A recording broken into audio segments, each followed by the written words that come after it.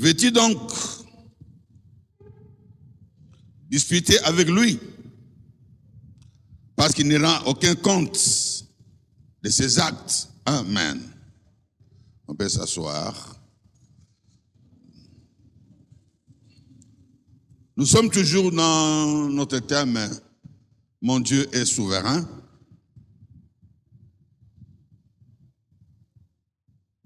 Oui, il est souverain.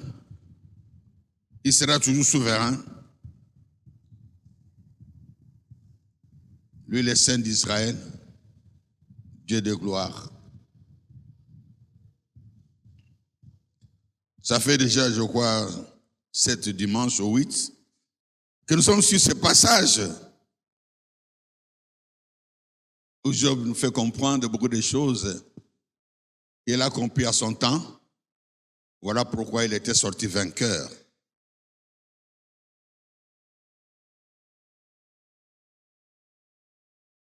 Je ne serai pas revenu sur tout ce qu'on a vu pendant les 8 semaines ou 7. Mais je peux revenir sur ce qu'on a vu le dimanche passé. La manière de faire de Satan.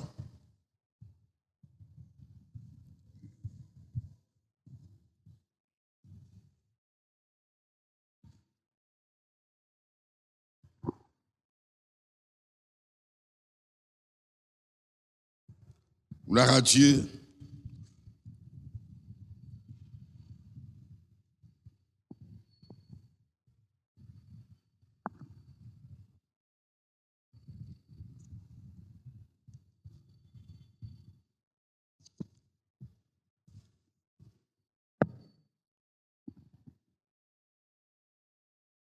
Parce que si vous comprenez très bien ce message,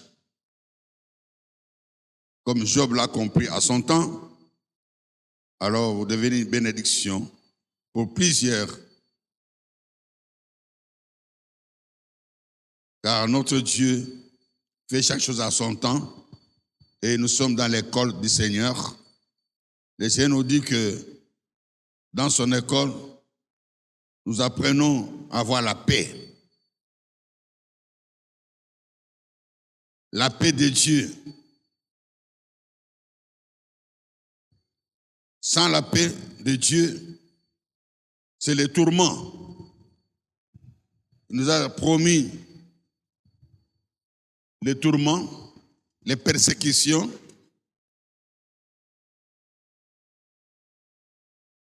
Mais il nous a dit, ayez la paix en moi. La paix de Dieu, c'est pas toute chose.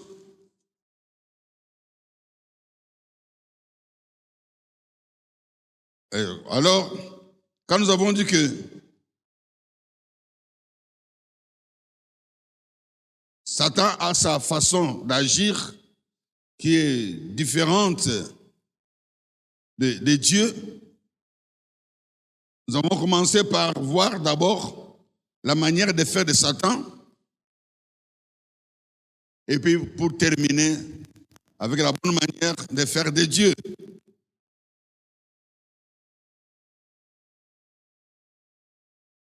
Nous avons vu premièrement que Satan, lui, il agit en contretemps.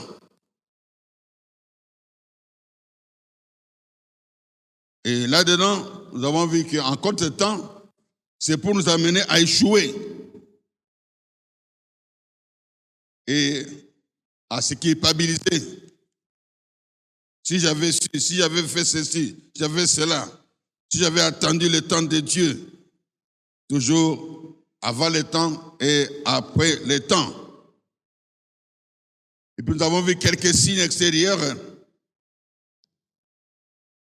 qui montrent que nous sommes en contretemps par rapport au temps de Dieu. Et deuxièmement, c'est là où nous sommes, là où nous parlons de la vie d'envoûtement. Satan agit dans la vie de l'homme, pas seulement dans la vie de contretemps, mais dans la vie d'envoûtement.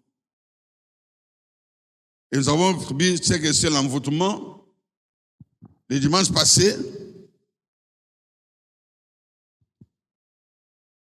c'est charmer, c'est séduire,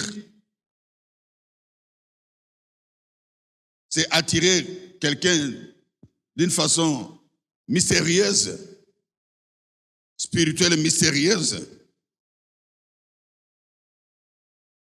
Et le but, c'est quoi? Le but, c'est les séparer de Dieu.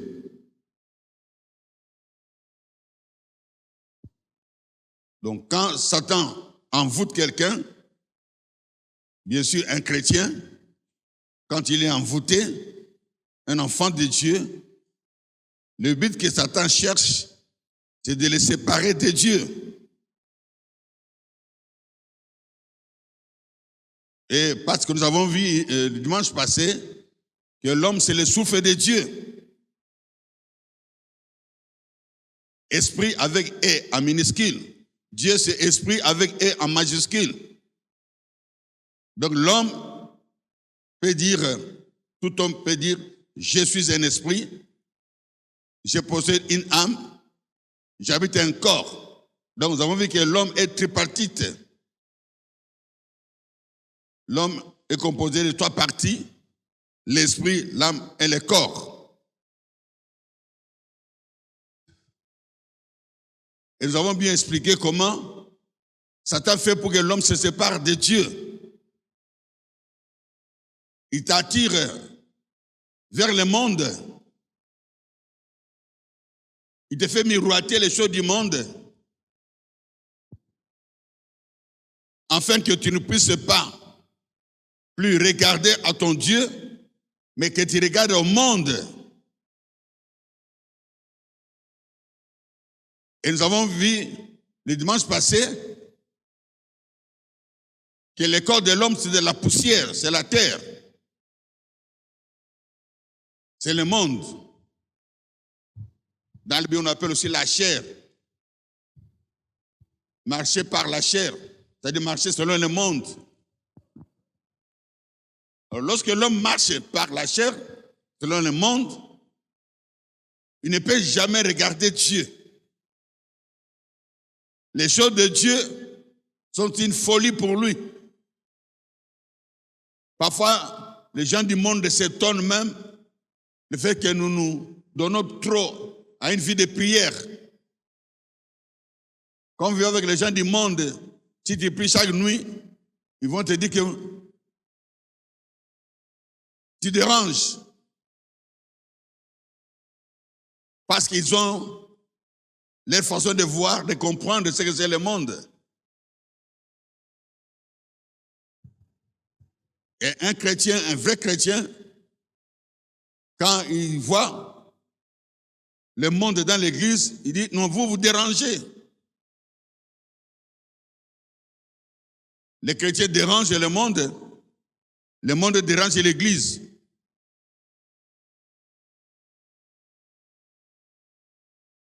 C'est très important de comprendre ces choses, parce que si vous ne comprenez pas que vous êtes esprit, oh bien-aimé, vous sera difficile de comprendre le message d'aujourd'hui. Parce que nous avons vu le dimanche passé que l'homme n'est pas le fruit du hasard. L'homme a été créé pour un but.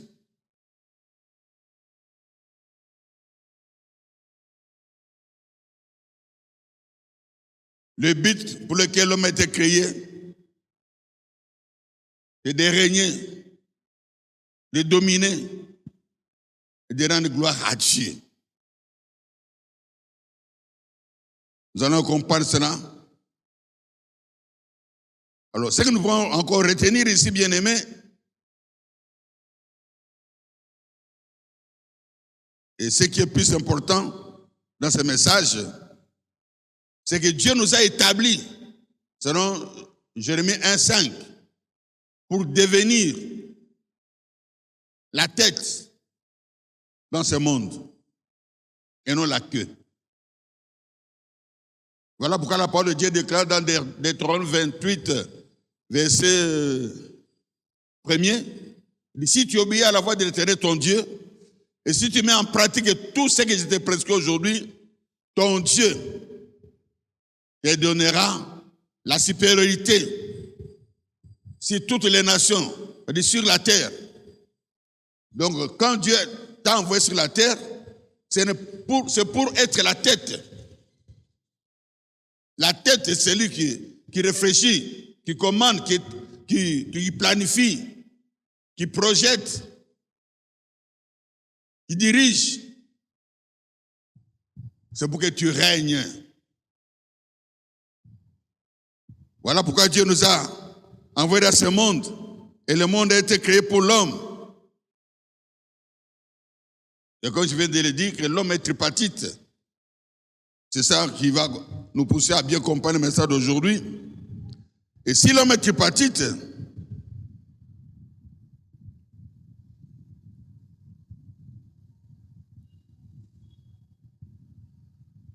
l'esprit, l'âme, le corps. L'homme, ce n'est pas l'âme. L'homme, ce n'est pas le corps. L'homme, c'est l'esprit.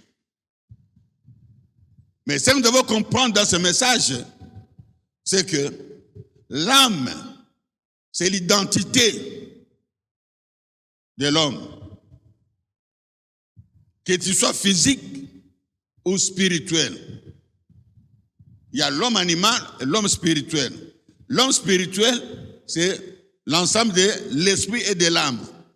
L'homme animal, c'est l'âme et le corps. L'homme animal n'a rien à voir avec Dieu. L'homme animal, il a tout à voir avec le monde des ténèbres. L'homme spirituel, lui, il a tout à voir avec le ciel. Donc l'homme animal, c'est une personne sans Christ. Et l'homme spirituel, c'est l'homme avec Christ. L'esprit de l'homme uni à l'esprit de Dieu.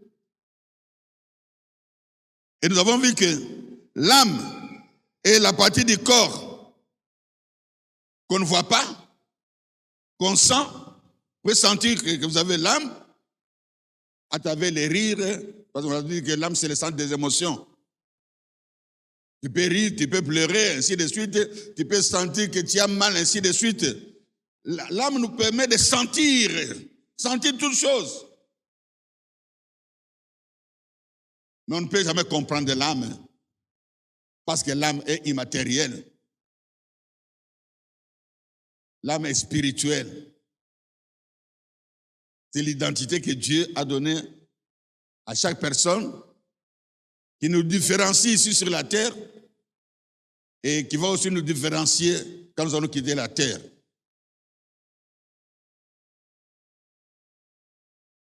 Là-bas, il n'y aura plus hommes, femmes, il n'y aura que les âmes au service de Dieu.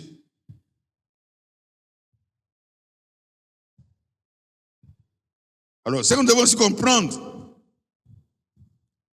que l'âme de l'homme,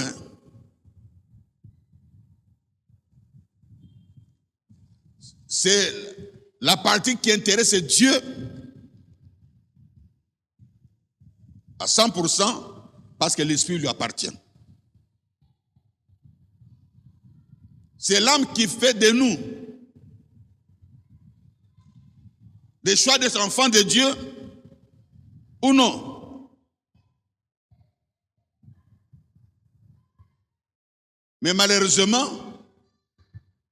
les chrétiens, comme on l'a dit le dimanche passé, prennent plus soin de leur corps que de leur âme. Nous voulons toujours que notre corps puisse être bien dans tout genre, en tout temps.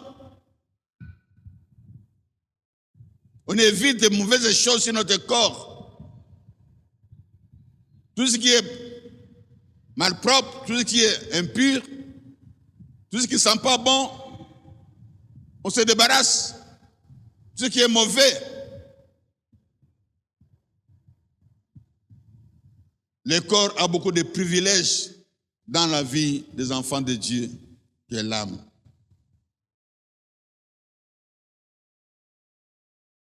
On donne beaucoup au corps. On dépense beaucoup pour le corps. On se sacrifie beaucoup pour le corps. Et on passe à côté de l'essentiel. On oublie même l'esprit.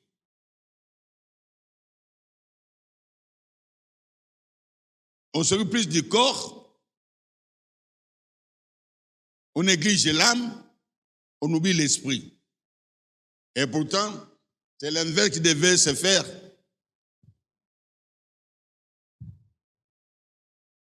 Louer beaucoup l'Éternel, chercher la sanctification et dominer sur le corps. Donc, quand tu prends plus de soins au détriment de ton âme,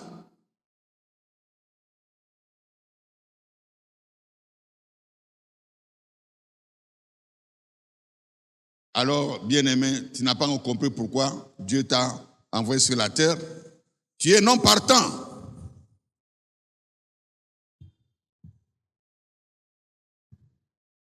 En lisant 1 Thessaloniciens 5, verset 23, comme nous avons lu le dimanche passé, ça je peux lire parce que ça fait partie du message d'aujourd'hui. Je peux dire que mon message peut commencer par là déjà.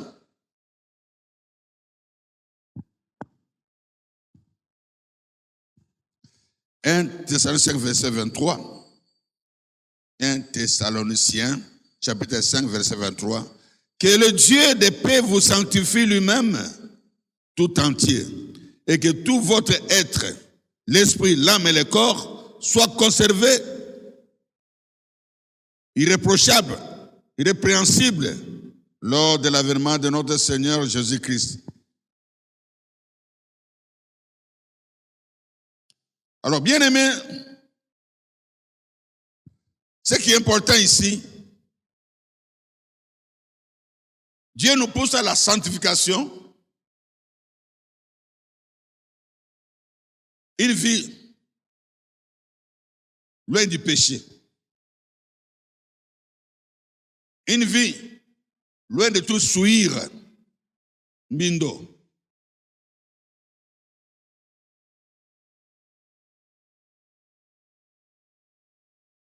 Et cela nous pousse à nous attacher à Dieu.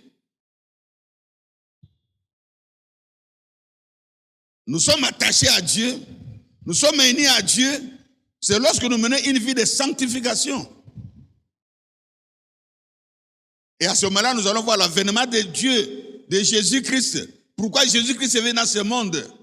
Jésus-Christ est venu dans ce monde, c'est pour nous unir au Père. Jésus-Christ est venu dans ce monde pour que nous soyons libres, délivrés. Cet avènement-là n'a pas de place dans ta vie. Si tu continues à mener la vie du monde ou la vie des péchés, soyez saints comme votre Père est saint, nous dit la parole de Dieu. Nous avons vu aussi le dimanche passé que chercher la paix avec tous et la sanctification sans laquelle personne ne verra Dieu. Tu veux voir Dieu agir dans ta vie, tu dois chercher la sanctification. Nous avons dit aussi que l'homme est tripartite, trois parties. L'esprit, l'âme et le corps. C'est-à-dire que votre corps soit sanctifié. L'esprit doit être sanctifié. L'âme doit être sanctifiée. Le corps doit être sanctifié. Sanctifié veut dire quoi? Mis à part. Ne pas mélanger. Que ton esprit ne soit pas mélangé avec un autre esprit. Dieu est jaloux.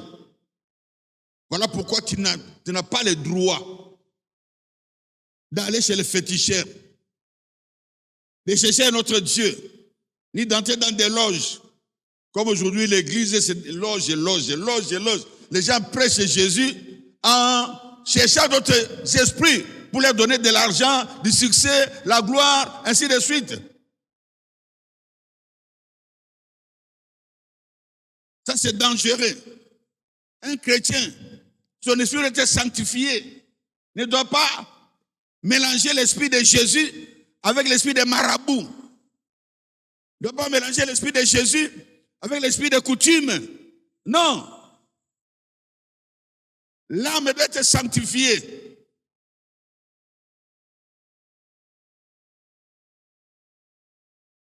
C'est-à-dire l'âme doit être mise à part pour Jésus, ton âme.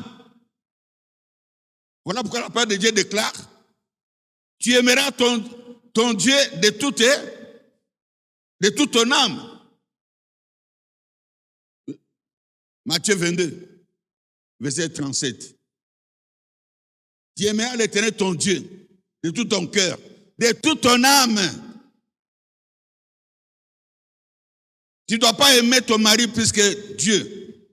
Tu ne dois pas aimer ta femme plus que Dieu. Tu ne dois pas aimer tes parents plus que Dieu. Tu ne dois pas aimer l'argent plus que Dieu. Tu ne dois pas aimer la bière plus que Dieu. La cigarette plus que Dieu. Les fêtes et demandes plus que Dieu. Ton âme doit être attachée à Dieu. Parce que dans l'âme, c'est là où il y a les émotions. La joie, la tristesse, ainsi de suite. Quand on va dans une fête, c'est pour la joie. Quand on va en prison, ou quand on va voler, ce n'est pas la joie, ainsi de suite. Donc, avant toute chose qui te donne la joie, ou autre chose dans ce monde, mets Dieu d'abord. Ton âme doit être attachée à Dieu. Et troisièmement, ton corps doit être attaché à Dieu. Ton corps. Parce que nous sommes les temples de Dieu. Les temples fabriqués par Dieu.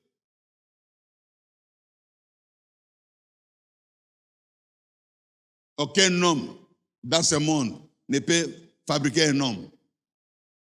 Ils ont essayé, ils n'arrivent pas. Ils prennent seulement des cellules de l'homme, cellules de la femme, que Dieu a créées, ils mettent ensemble. Mais ils ne peuvent pas créer.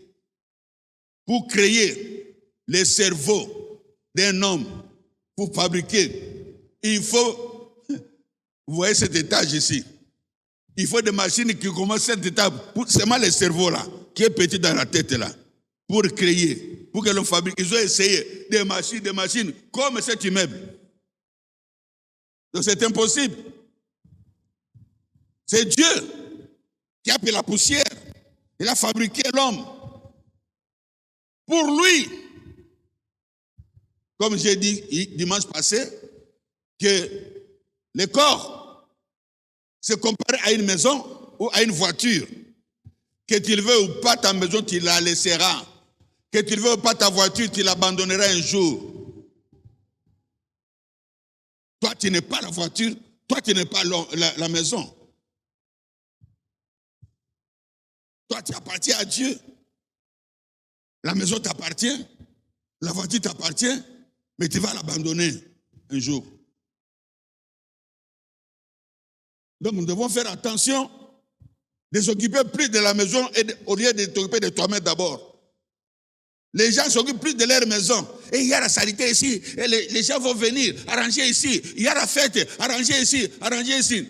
C'est comme je vois ici à Kinshasa, lorsqu'il y a des matangas, dans des pasteurs qui sont un peu pas propres, c'est le jour où on arrange les murs, on met de la chaux, la peinture, parce que les gens viendront au matanga, on arrange la parcelle, ainsi de suite.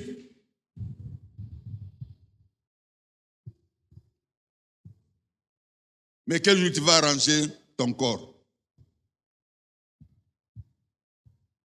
Tu vas arranger ton corps quel jour? Même si tu mets du parfum, ton corps sent mauvais.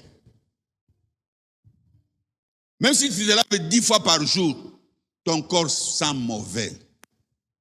Quand ton corps n'est pas uni à Jésus, il sent mauvais. Amen. Nous, à l'école primaire, on faisait ceci. On faisait comprendre que le corps est mauvais. On disait ceci. Tu prends seulement les bras comme ça. Tu frottes avec la main. Quand tu sens l'odeur de caca de soso, poulet. Tu as bu, tu as mangé, tu as tout fait. Prends seulement la salive, mets dans la bouteille coca, n'importe quelle bouteille. Tu fermes, le matin, viens sentir. Oh, mais c'est ta salive, non? Donc, Satan veut nous faire voir que ce corps, c'est plus que l'âme. Ce corps, c'est plus que l'esprit. Alors, enlève ça dans la tête. L'esprit à la première place. Parce que l'esprit est de Dieu. L'âme, c'est à la deuxième place. Parce que c'est l'âme qui te permet de connaître le bien et le mal. Comme on va le voir aujourd'hui. Le corps, ça nous aide de marcher dans ce monde, de fonctionner dans ce monde. Mais nous prenons beaucoup de temps pour habiller le corps, pour nettoyer le corps, mais pas le cœur.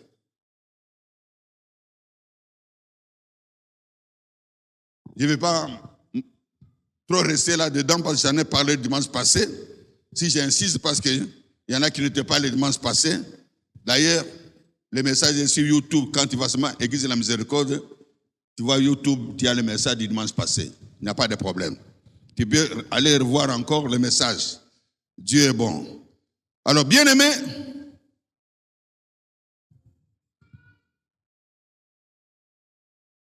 comme je viens de dire que nous donnons plus la place au corps, c'est ce qui est dangereux. Parce que la Bible déclare, marchez par l'esprit. Et vous n'accomplirez pas les œuvres du corps. Le corps, c'est la chair. Galates 5, 16. 17. Parce que la chair a des désirs contraires à ceux de l'esprit. Et l'esprit de même. En fait, vous ne fassiez point ce que vous voulez faire. Il y a une opposition entre l'esprit de Dieu qui est communiqué à l'esprit de l'homme et le corps de l'homme qui n'est pas avec Dieu, qui est au service de Satan sans le savoir. Quand tu veux faire ce qui est de Dieu, le corps qui n'est pas dans la sanctification va t'empêcher.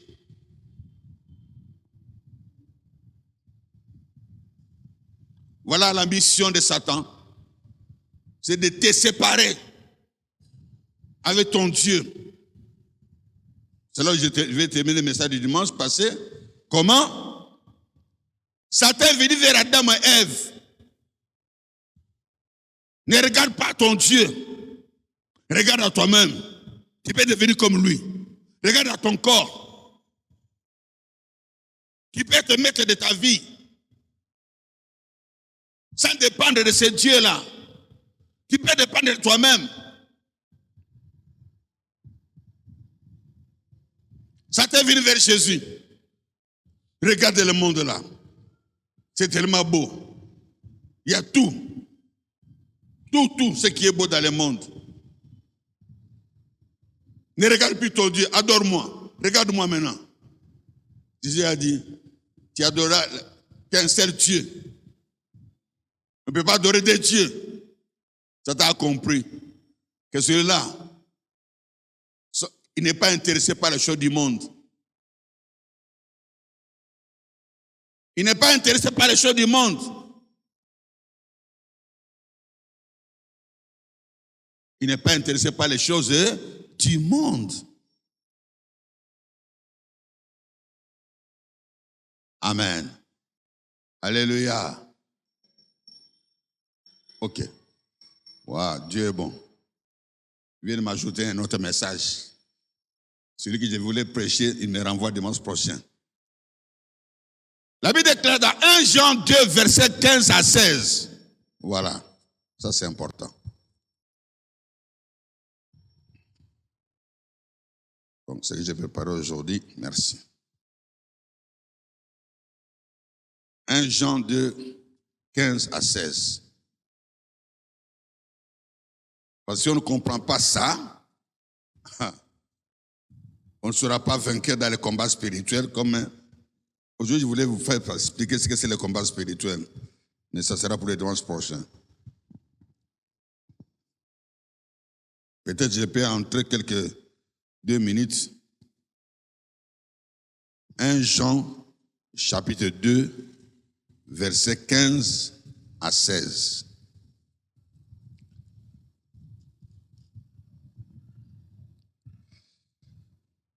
N'aimez point le monde, ni les choses qui sont dans le monde. Si quelqu'un aime le monde, l'amour du Père n'est pas en lui. 16. Car tout ce qui est dans le monde, la convoitise de la chair. 2. La convoitise des yeux. 3. L'orgueil de la vie ne vient point du Père, mais vient du monde. Je peux aller jusqu'à 17. Et le monde passe, sa convoitise aussi. Mais celui qui fait la volonté de Dieu demeure éternellement. Oui, bien aimé dans le Seigneur, le but de Satan, sa manière d'agir, sa façon d'agir dans la vie de tout chrétien, c'est de te séparer de ton Dieu. Le moyen le plus facile que nous connaissons, que Satan utilise le plus souvent, c'est le péché. Parce qu'un chrétien, un vrai chrétien, lui, il doit pécher par accident.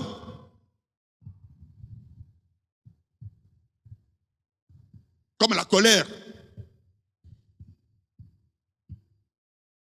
On entre en colère, on a piqué une crise de colère, on ne sait pas qu'est-ce que j'ai fait, trop tard. Tu as péché, tu te repens, tu continues. Nous avons vu aussi le dimanche passé que Satan dit, n'aimez pas le monde. Il nous pousse à aimer le monde, c'est par l'envoûtement.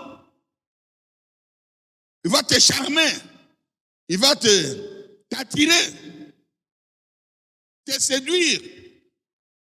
En un mot, te tenter. On a vu ça dans 1 Corinthiens, chapitre 10, verset 13. Aucune tentation qui vous est survenue qui n'a été humaine. Toute tentation est mondaine, est charnelle. Toute tentation. Ça ne vient pas de Dieu. N'aimez pas le monde. Le monde.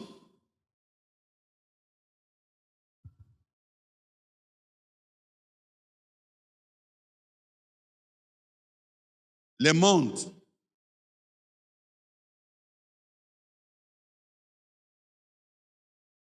On appelle aussi la chair. En termes bibliques, la chair ne marche pas dans la chair, ainsi de suite. Le monde, la chair, c'est la même chose. Et quand vous lisez dans Galates 5, verset 19 à 21, on vous donne ce qui compose la chair. La vie de la chair, pour ceux qui ne lisent pas la Bible, je peux lire pour vous. Galates 5, 19.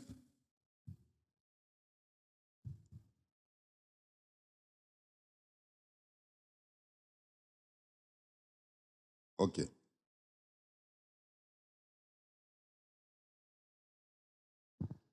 « 19. Or, les œuvres de la chair, misala nzoto, sont manifestes. Ce sont l'impudicité, l'impureté, la dissolution, l'idolâtrie, la sorcellerie. Dans ta vie, c'est écrit magie. Dans ma vie, c'est la sorcellerie. Les inimitiés, koinana, les querelles, kosuana, les jalousies, zoua, l'animosité. En lingala, c'est quoi? Animosité. Kozanga kulingana. Les disputes, kosuana. Les divisions, okabwana. Les sectes, binzam. L'envie, olula. L'ivrognerie, olangwa. Les excès de table, le koso. Et les choses semblables. 21. Je dis d'avance, comme je l'ai déjà dit, que ceux qui commettent de telles choses n'hériteront pas le royaume de Dieu. Donc Jésus n'est pas leur Seigneur. Wana ezali misala ya nzoto. Là, c'est les œuvres de la chair, les œuvres qu'on a dans le monde. Maintenant, écoute les œuvres de l'esprit. C'est le verset qui suit, Galates 5, verset 22. Mais les fruits de l'esprit, quand tu marches par l'esprit, il y a quoi? Il y a l'amour, il y a la joie, il y a la paix, il y a la patience, il y a la bonté, il y a la bénignité, il y a la fidélité, il y a la douceur, il y a la tempérance ou la maîtrise de soi. Ces choses-là ne sont pas du monde. C'est ce qu'on fait de lire là. Je dis, n'aimez pas le monde et les choses qui sont dans le monde. Car si tu aimes le monde, tu vas faire ces choses qu'on vient de décrire dans 19 à 21. Que tu le veux ou pas, c'est ça qui sera ta vie. Même si tu veux abandonner, tu ne peux pas abandonner parce que toi, tu aimes cela. Quand tu aimes le monde, c'est que tu aimes la vie du péché.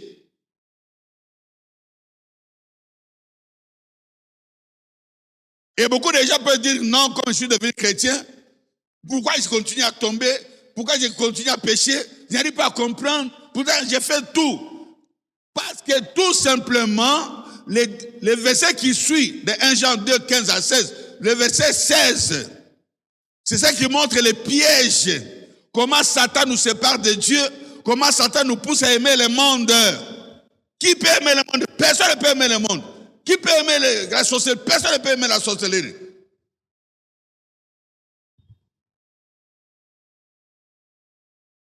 Aujourd'hui, beaucoup de pasteurs deviennent des sorciers. Loge veut dire sorcellerie. Quand on dit loge, on voit comme c'est beau, comme les mots loge. Quand on dit sorcellerie, sorcier non. Loge veut dire sorcellerie. Peut-être que vous ne comprenez pas. Il est dans des loges, c'est-à-dire il est dans la sorcellerie.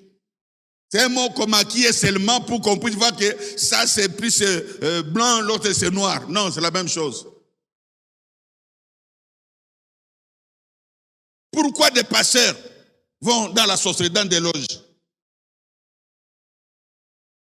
Pourquoi les chrétiens, ils jouent au foot, mais ils vont faire des fétiches? Pourquoi?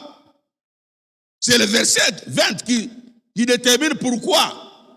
C'est que Satan fait avec Adam et Ève. C'est qu'il a fait avec Job, mais il a échoué. C'est qu'il a fait avec Jésus, il a échoué.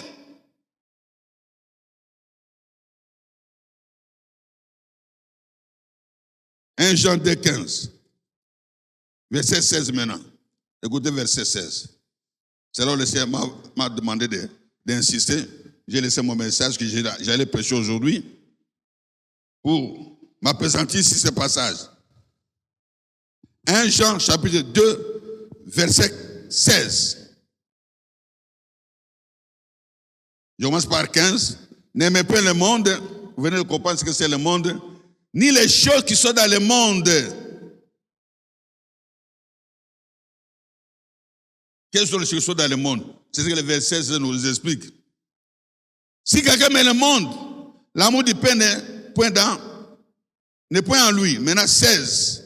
Car ce qui est dans le monde, c'est quoi? C'est la convoitise de la chair. Ma peau, c'est un zoto. Désir charnel.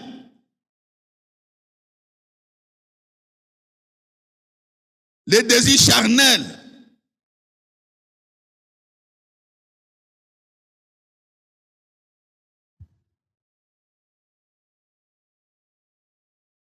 On veut satisfaire son corps. Quiconque cherche à satisfaire son corps sans Jésus, il convoite le monde.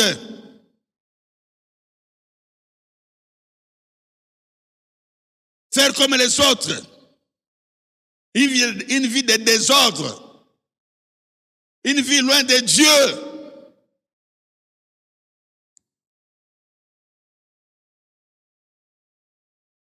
Deux, la convoitise des yeux. Là, c'est ce qui est dangereux. C'est ce qui est dangereux. Tu peux résister facilement à la convoitise du corps, de la chair.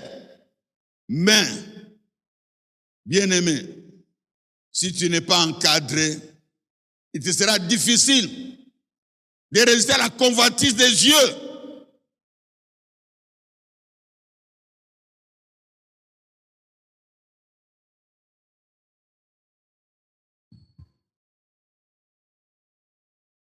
Les chrétiens veulent imiter ce qu'ils voient de bon chez les autres.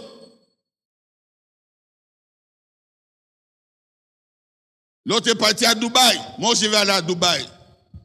Oh. Je me rappelle un passé de Kitambo. Quand je commençais mes voyages missionnaires en Europe, en 2003, en 2005, il est venu me voir. Il me dit, homme de Dieu, moi aussi je vais aller en Europe à la fin de l'année.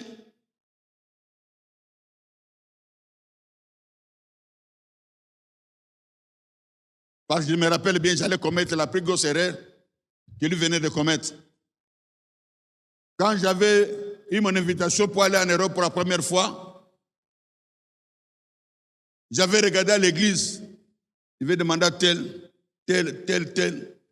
qui paye mon billet. Je vais le convoquer au bureau après la prière. Ce que j'avais en tête, j'ai regardé. Mais, le mercredi qui a suivi, un pasteur était venu chercher la prière de délivrance. Il m'a amené le message. Il m'a dit, le Seigneur a dit, ne demande l'argent à personne pour aller en Europe, parce que c'est lui-même qui va s'occuper de toi. Il dit, oui, ça c'est un faux message, ça. Il me reste 2 semaines pour voyager. Et il me dit, là il me restait maintenant 10 jours. Il me dit qu'il ne demande pas l'argent à l'église. Mais comment je vais avoir les billets?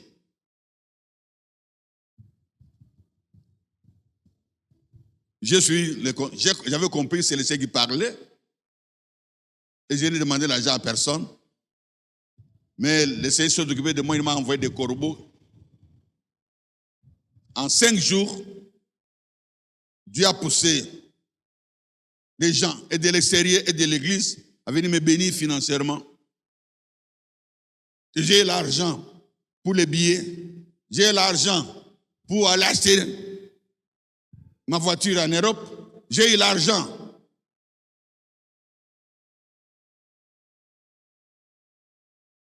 pour payer des cadeaux pour mon épouse et les enfants. Je n'avais pas voyagé en mendiant. J'avais tout avec moi pour ne pas aller mendier en Europe. Et arrivé là-bas, j'ai été béni. Encore plus. Je me rappelle, j'ai prêché dans une église où 3 pasteurs venaient de passer avant moi, séminaire. Et quand je suis arrivé, il m'a dit, oh bon, ça c'est ta maison, tu viendras encore l'année prochaine. Mes fidèles sont fatigués de contribuer pour les hommes de Dieu. Reçois ce qu'on va te donner, il n'y a pas de problème. Hein? La fois prochaine, tu seras béni. Oh, bien-aimé, qu'est-ce qui s'est passé? C'est chez le pasteur Mavin, en Allemagne, à Düren.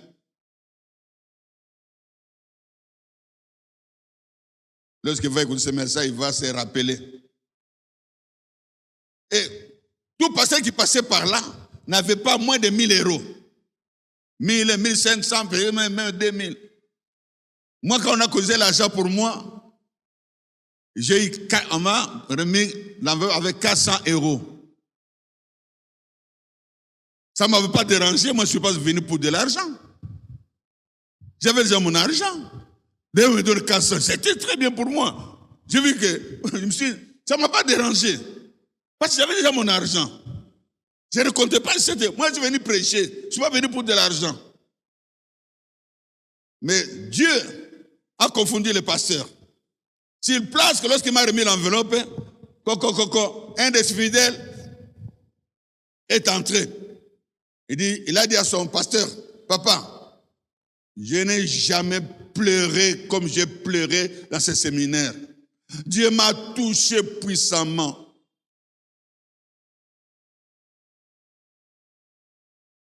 Je suis sorti pour aller retirer de l'argent. J'ai mis dans l'enveloppe pour lui et aussi pour toi parce que c'est toi qui l'as invité. Et il m'a remis l'enveloppe de 1500 euros. Il a donné à son pasteur 500 euros. Le pasteur a dit, ah, homme de Dieu, vous en avez un dengue? Amen. Alléluia. Mais moi, je ne suis pas là-bas pour aller chercher de l'argent. Je suis allé pour prêcher. Et comme je suis son serviteur, comme celui qui m'a dit, ne demande pas l'argent, moi je vais te bénir.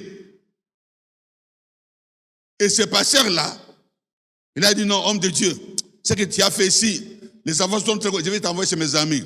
Il m'a envoyé en Italie. Il m'a envoyé en France. J'étais sérieusement béni. C'est comme ça que le Seigneur a commencé à me bénir. J'ai compris que quand Dieu s'occupe de toi, quand il ne regarde pas le monde, les gens vont s'étonner de ta vie. Ils vont comprendre, mais vous avez un bon guapi. Non, bien aimé. Il y a une vie dans ce monde. Attachez à moi. Vous porterez beaucoup de fruits. Demeurez en moi. Vous porterez beaucoup de fruits. Mais quand il regarde le monde, comme le pasteur de Guitambo est venu me voir, il m'a dit, président, moi je vais aussi aller en Europe à la fin du mois. Il était venu pour me dire que toi tu voyages, moi aussi je vais voyager. C'est ça le message. La convoitise. Et je dis, mais c'est bien, Dieu va te bénir, ainsi de suite. Il est allé, moi j'avais fait 1 mois, lui il a fait 3 mois.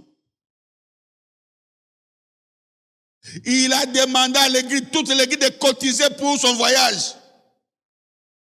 Toute l'église a cotisé pour son voyage. Et il a récolté l'argent pour les billets.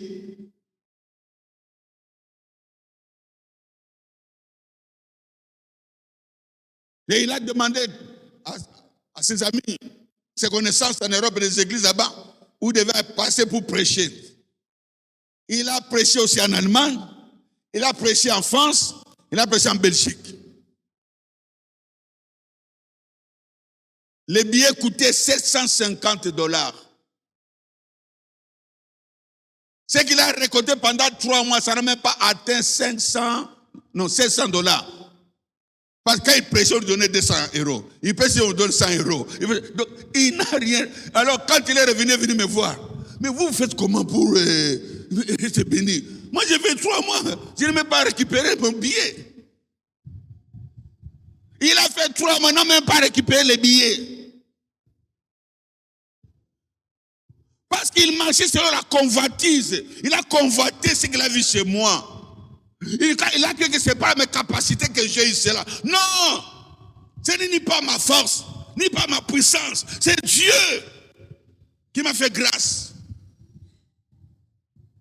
Cherchez la grâce de l'Éternel, bien-aimé. Arrêtez de regarder les autres. Vous allez partir dans des loges. Vous allez voler, vous allez escroquer les fidèles.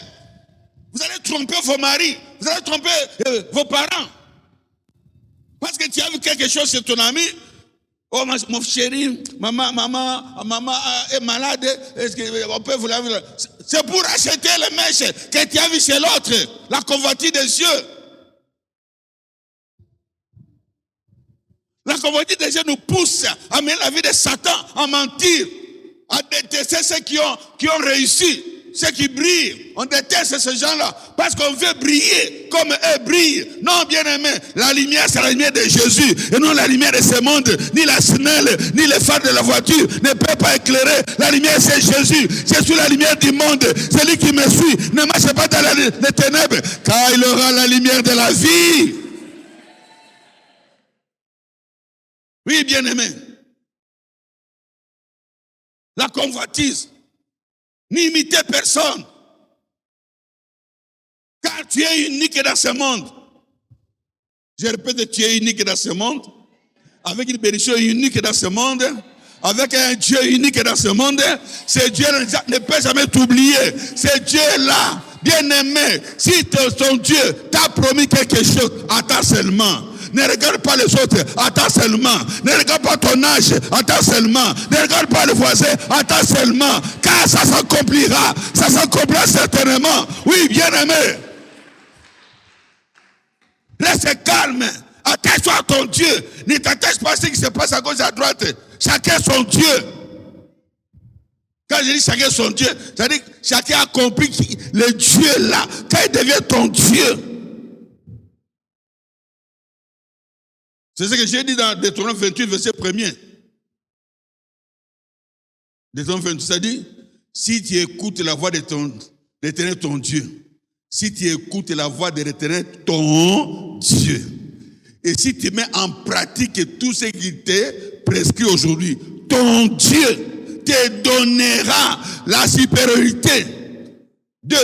Voici toutes les bénédictions qui se répandront sur ta vie lorsque tu obéiras à l'Éternel, ton Dieu. Si tu le découvres, il devient une source de bénédiction pour toi. Le Dieu d'Abraham, d'Isaac, de Jacob, de miséricorde, de l'apôtre Achille, qu'il soit aussi ton Dieu. Ce jour-là, Ruth a dit à Naomi, ton Dieu sera aussi mon Dieu. Et elle a réussi. Parce qu'elle a découvert le Dieu de Naomi. Si tu découvres le Dieu qui me bénit, bien-aimé, tu n'enverras plus personne. Tu ne regarderas plus personne. Tu ne convoiteras plus personne. Tu ne jalouseras plus personne. Tu ne détesteras plus ceux qui réussissent. Au contraire, tu vas applaudir ceux qui réussissent parce que tu sais que ton tour arrive. Dites après moi, mon tour arrive. Ah oui, c'est ça. Nous souffrons, nous volons, nous trichons pour satisfaire ce corps, pour être comme les autres. Amen. Alléluia. Toi, tu n'es pas comme les autres. Ta bénédiction, c'est plus que ce que tu convoites. Oh, il n'a pas dit amen. J'ai dit, la bénédiction qui arrive dans ta vie, c'est plus que ce que toi tu as envié. Je n'ai pas encore entendu cet amen bien. Je répète encore, ce qui arrive dans ta vie bientôt. Peut-être tu doutes parce que tu ne vois pas. Moi, je vais à ta place. Fais seulement confiance à mon Dieu. Ce que Dieu va faire bientôt dans ta vie va étonner tous ceux qui t'ont étonné dans la vie. Pourquoi j'ai dit cela? Parce que leur bénédiction, c'est la bénédiction des bananiers. Vous connaissez l'arbre qu'on appelle bananier? Hein? Mais ta bénédiction, c'est la bénédiction du cocotier. Le cocotier va très loin. Monte.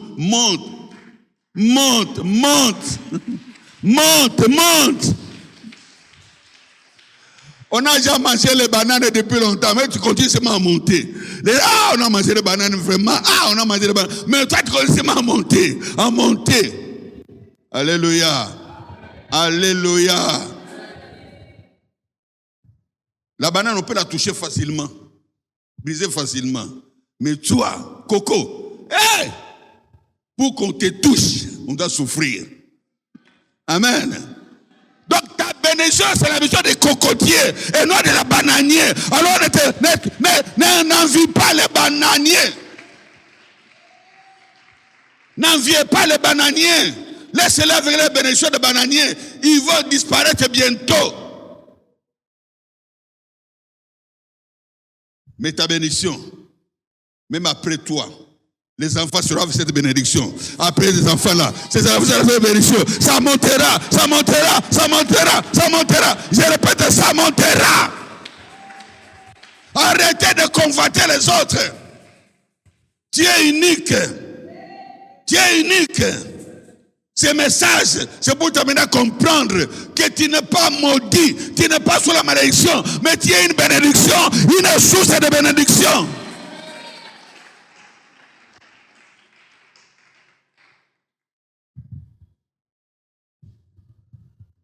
Adam et Ève ont souffert parce qu'ils ont convoité.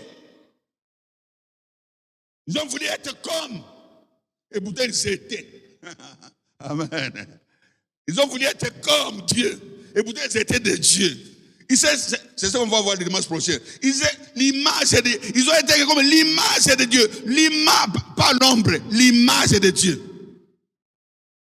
Ce n'était pas des ombres, mais l'image de Dieu. Que Satan a vu, mais ça c'est Dieu lui-même. Oui, quand tu regardes au miroir, ce que tu vois là, ce n'est pas l'ombre, c'est l'image. Quand tu regardes l'ombre, on ne voit pas les yeux. Quand on voit l'ombre, on ne voit pas le trou de nez. Mais quand on voit l'image, on voit les yeux, on voit la couleur des cheveux, on voit la calvitie, on voit la couleur blanche, on voit tout. Donc, ce qui est en Dieu est en toi. C'est Satan qui convoite. C'est Satan qui a envie. Satan qui veut être comme toi. Voilà pourquoi il veut te voler pour qu'il devienne comme Dieu t'a créé. Mais toi, tu dois refuser. Refuse ce que Satan veut faire de toi. Tu dois dire non à la convoitise. Non à la convoitise. Non à la convoitise. Oui à Jésus. C'est ça, bien-aimé, qui est important. Que tu dois comprendre que tu n'es pas comme tout le monde. Dieu t'a créé. J'ai dit le dimanche passé, Dieu t'a établi déjà. Aux hommes concis. Tu es quelqu'un. Aux hommes concis. Alléluia. Alléluia. Aux hommes concis. J'avais vu un pasteur qui m'a dit, ceci. Pasteur, mais je ne comprends pas. Mon collègue voisin là, il a beaucoup de fidèles plus que moi. Moi, j'ai fait tout.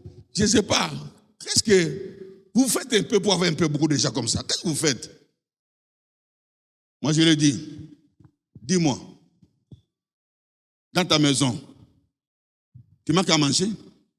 Non. Mais je dois avec une voiture, non? Oui, j'en ai. J'en ai même 2. Ok, d'accord. Mais tu vois, déjà j'étais aux États-Unis. J'ai appris que déjà j'étais aux États-Unis. Oui, moi je voyage beaucoup. Ainsi de suite. Mais qu'est-ce que tu cherches chez lui? Mais lui, il a beaucoup de fidèles. Oh, bien-aimé. S'il a beaucoup de fidèles, c'est que Dieu lui a donné la capacité d'encadrer beaucoup de fidèles. Chacun a son niveau. Mais le salaire est le même. Tu comprends? Si tu es au service de l'Éternel, tu ne manqueras de rien. Mais toi, tu cherches le superflu qui est chez lui. Alors, je lui ai dit aussi, tu sais que chez lui, s'il a 500 membres, comme toi tu as 80, 100, c'est ça qui se passe. Il a beaucoup de problèmes, 500 problèmes à résoudre par jour. Mais toi tu as 70 problèmes. Tu veux changer de problème? Chaque membre, c'est un problème. Et Dieu t'envoie 70 personnes pour te payer $2000. Lui, on l'envoie 500 personnes pour lui payer $2000. Tu choisis quoi? C'est à ce moment-là qu'il a compris. Vous avez le même salaire, mais tu as envie, les fidèles chez lui, ils sont nombreux. Mais on lui donne le même salaire que toi. Donc tu cherches seulement que le m'as-tu vu? C'est là où se trouve maintenant le troisième problème que nous allons lire maintenant.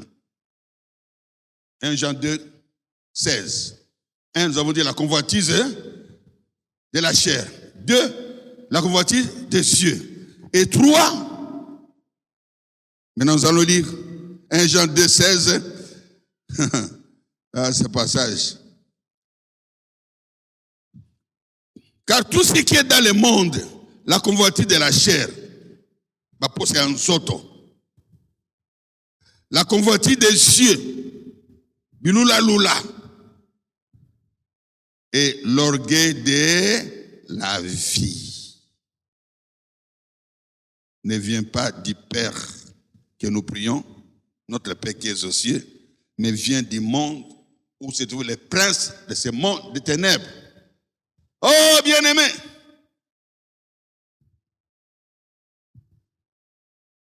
J'ai béni le Seigneur.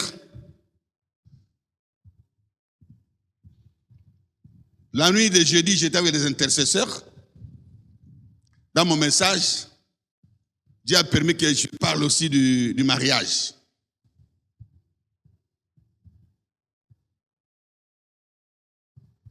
Amen. Le mariage, c'est l'amour.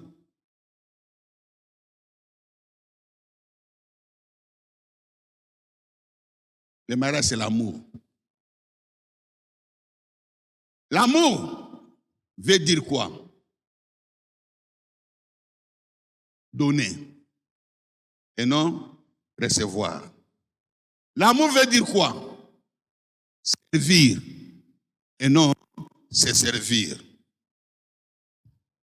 Et troisièmement, quand on se marie, quand je dis que je t'aime, j'ai dit même aux intercesseurs, le premier mariage où je vais prêcher, après ce message, je vais donner ce message. Parce que tout le monde ne viendra pas au mariage, voilà, je commence déjà par vous, les autres vont avoir la suite. Amen. Parce que j'ai déjà 2 mariages d'ici la fin de l'année qu'on va célébrer bientôt. Amen. Alléluia. Alléluia. Alléluia. Il dit, quand on se marie,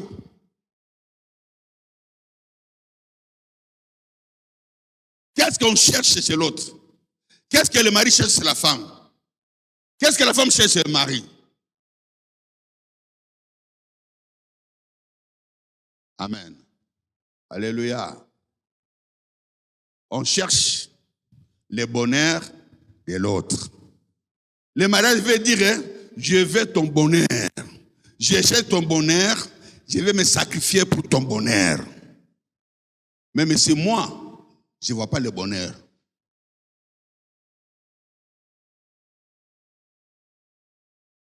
Vous comprenez? Je viens vers toi pour faire de ta vie une vie de bonheur. Sans chercher les retours. Voilà pourquoi il ne faut pas se marier aux païens. Parce qu'un païen ne peut pas comprendre ce langage. Je suis obligé de vous prêcher maintenant le message du mariage. Oh, d'accord. Quand un chrétien se marie, c'est puisque il y a le croisement de 2 amours. Je ne parle pas d'homme et de femme. Un chrétien, je ne parle pas de l'homme et de la femme, un chrétien, quand un homme se marie, dans sa vie, il doit y avoir le croisement des deux amours. Quand une femme se marie, il doit y avoir le croisement des deux amours. C'est quand il y a des croisements des deux amours que vous aurez un bon mariage. Cela veut dire quoi? Il y a croisement de l'amour vertical et l'amour horizontal.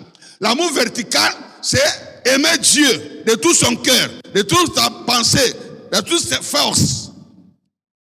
Quand tu aimes Dieu de cette façon-là, on t'appelle chrétien attaché à Dieu. Quand tu vas te marier, tu vas mener des fruits dans ton mariage. Que tu sois femme, que tu sois homme. Alors quand vous devenez des enfants de Dieu et que vous aimez Dieu avec cet amour de Dieu, 1 Jean 4, verset 7 ou 11. Attends, je vais chercher. Je ne vais pas, parce que les gens me suivent sur YouTube, je ne vais pas lui dire n'importe quoi. 1 Jean 4.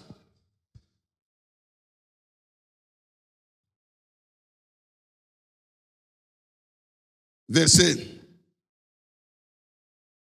11. Ok, c'est ça. J'ai hésité entre 7 et 11. Verset 11. Bien-aimés, si Dieu nous a ainsi aimés, nous devons aussi nous aimer les uns les autres. Comme Dieu m'aime d'un amour de sacrifice, et moi je l'aime aussi d'amour de sacrifice, comment je dois aimer ma femme? Comment je dois aimer mon mari? De l'amour de Dieu. Quand on se sacrifie, ce n'est pas pour chercher un intérêt. L'amour de Dieu, c'est l'amour de sacrifice. Si un chrétien doit aimer Dieu de l'amour de sacrifice, tu dois aimer Dieu sans intérêt. L'amour d'intérêt, c'est l'amour de ce monde. Alors, lorsque l'homme aime sa femme,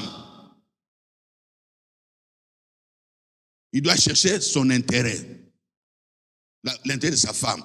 Lorsque la femme aime son mari, il cherchera que le mari puisse réussir. La femme, le bonheur de l'autre. Amen. Alléluia. L'amour, j'ai donné aussi le verset de 1 Corinthiens 13, verset 7. L'amour croit tout, l'amour espère tout, l'amour supporte tout. L'amour supporte tout. Répétez après moi. L'amour, hein? C'est vrai ça. Monsieur, dis à ta femme, l'amour supporte tout. Madame, dis à ton mari, l'amour supporte tout.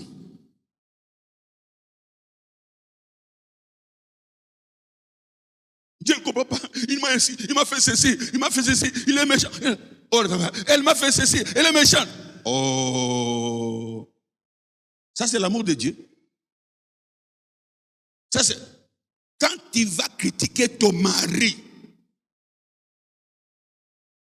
quand tu vas critiquer ta femme à côté, c'est ça l'amour? C'est ça chercher le bonheur? Un homme qui critique sa femme partout, sauf chez le pasteur, c'est un méchant. Oh, elle m'a fait ceci, elle m'a fait ceci. Bon, moi, elle m'a fait ceci. Famille, regardez, cette femme m'a fait. Moi, famille, cet homme m'a fait ceci. Tu es méchant, tu es méchante. Tu es en train de détruire avec l'esprit de Satan. Comment tu peux aller parler du mal de ton mari chez des gens qui ne peuvent pas donner des solutions? La solution vient de Dieu.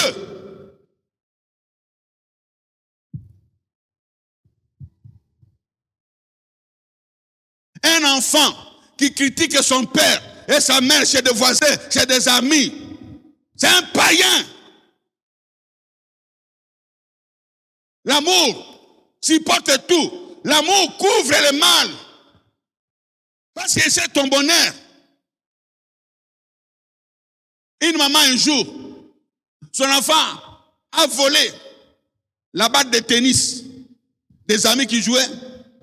Ils ont oublié. Il a volé. Mais un garçon l'a vu. Il a dit, c'est ça qui a volé votre batte. Et les 4 garçons sont venus. La maman est sortie. Vous voulez quoi? Oh, Jeannot a volé votre vol. Pourtant, la maman a vu cette balle. Maman dit, toi, tu as volé la balle d'autrui. Maman, c'était pour jouer. Et le garçon est arrivé. La maman a fait quoi? La maman a dit, mon enfant n'est pas voleur. Elle sortait là, mon enfant n'est pas voleur. Et pourtant, maman sait que l'enfant a volé.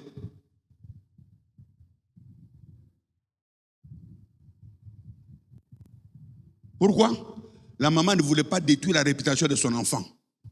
Mais quand les garçons sont partis, il a appelé son enfant. Ce que tu as fait, c'est mauvais. Ne fais plus jamais. Tu comprends? Oui, maman. Prends la balle. Va remettre à ton ami. Tu le connais? Oui. Il est allé remettre.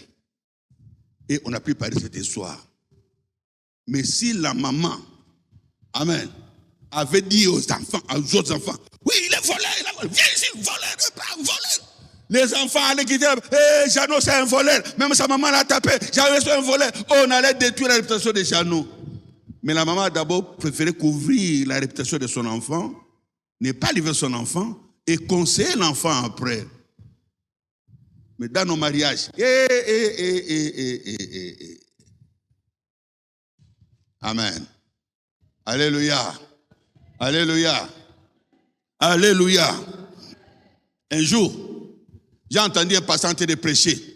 Moi, je n'ai jamais tapé ma femme depuis 27 ans de mariage. La concordance des hommes de Dieu. Je n'ai jamais tapé ma femme. Ça m'étonne de voir des pasteurs qui tapent leurs femmes. Des maris qui tapent leurs femmes. Il était fier. Amen. Alléluia. Alléluia. Alléluia. Mais quand il va dans sa maison, la femme ne parle jamais devant l'homme. Il ne tape pas, mais à la maison, la femme c'est une esclave. Pourquoi tu vas taper un esclave? Parce que l'esclave ne peut jamais te provoquer. L'esclave ne peut jamais te faire du mal. Et elle est soumise comme déjà de coutume.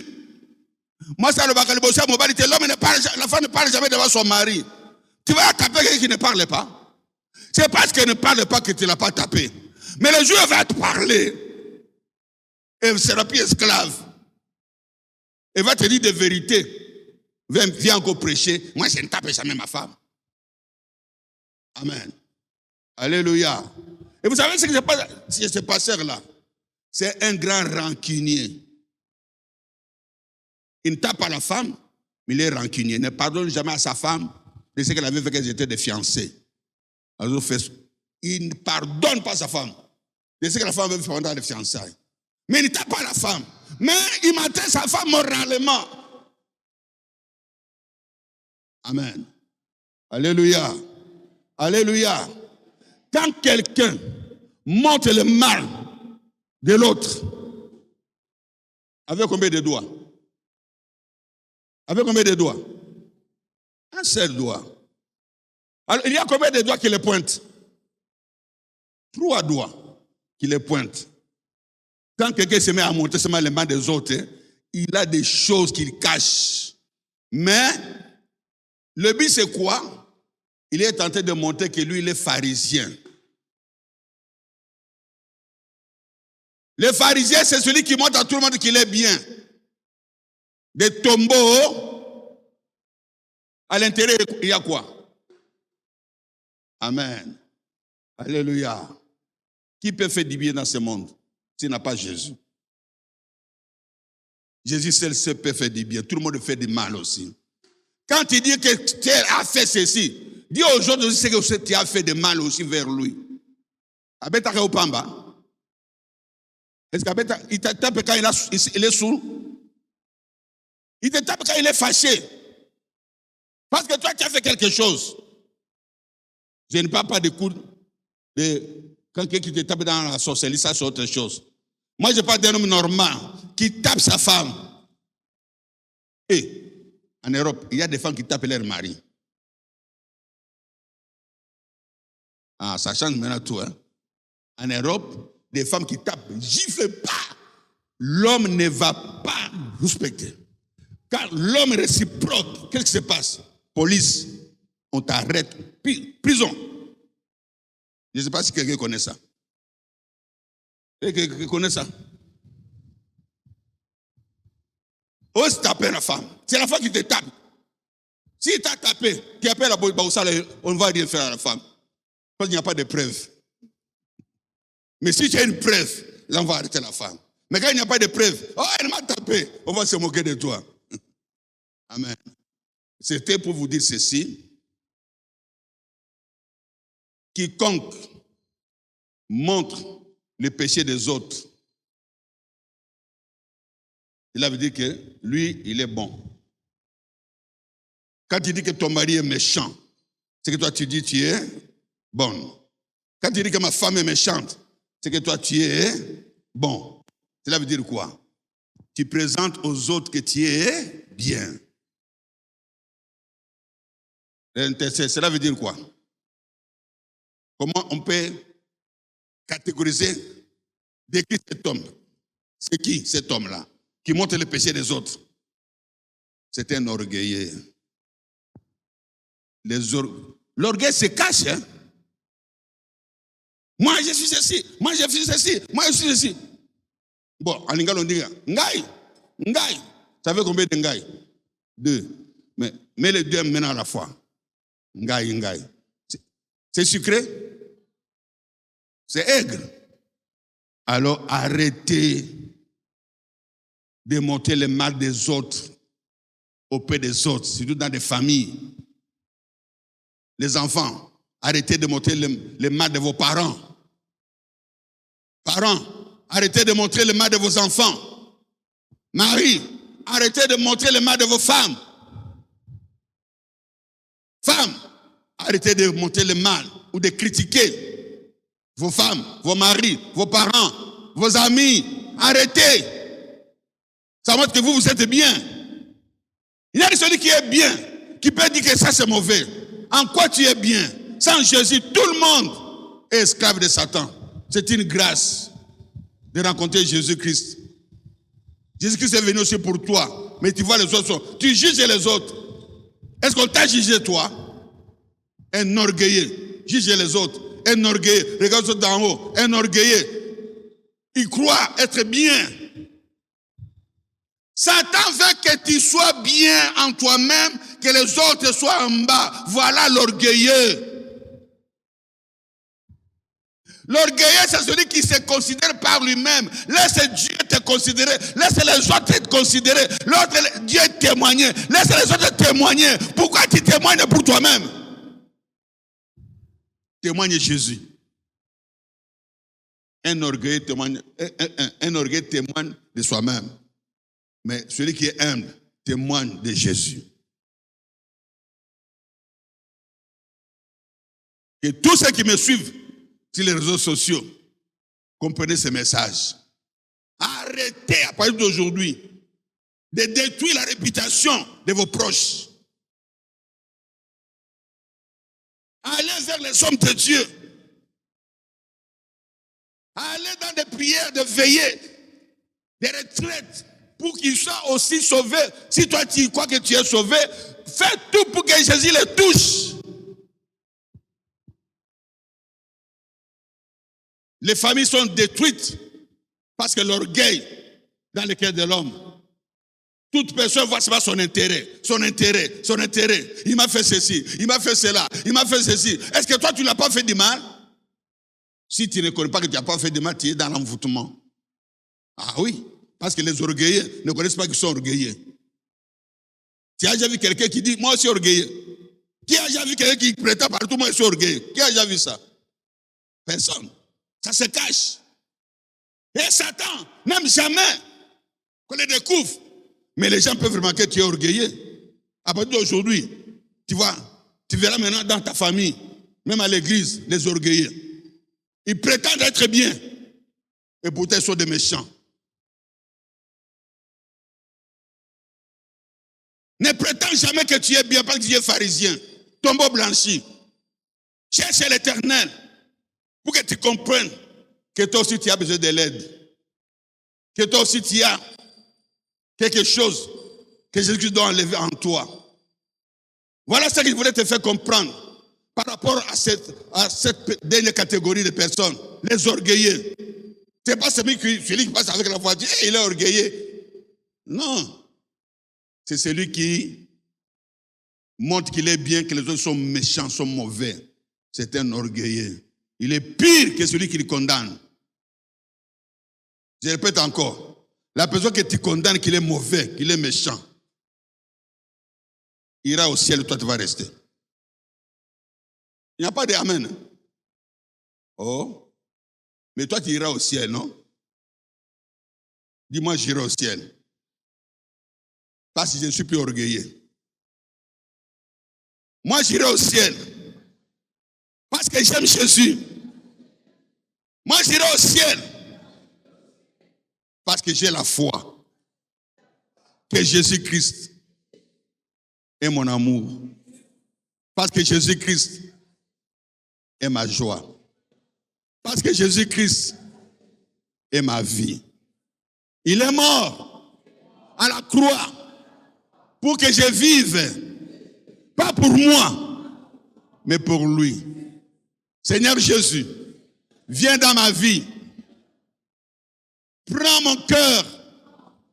Mon cœur est tellement mauvais. Je me crois être propre. Lave-moi, Seigneur Jésus, avec ton sang. Sanctifie-moi, Seigneur Jésus, avec ta parole. Fais de moi, oh Dieu de gloire, un instrument simple entre tes mains pour que ton nom soit glorifié, pour que ton nom soit élevé dans ma famille, dans mon église, partout où je passe, comme la femme samaritaine, qui a témoigné que c'est toi qui es bon. Elle est méchante. Mais tout le monde a suivi son Dieu. Aujourd'hui, que le monde qui me regarde puisse me juger au travers de cette parole. Seigneur Jésus, donne-moi la force d'aimer comme tu m'aimes. Donne-moi la force de bénir comme tu me bénis. Car ta parole déclare dans Matthieu, chapitre 5, verset 44, aimez vos ennemis, bénissez ceux qui vous maudissent, priez pour ceux qui vous persécutent. Que cette parole travaille mon cœur à partir d'aujourd'hui pour que je devienne une source de bénédiction et de victoire pour ta gloire. Au nom de Jésus, nous disons Amen.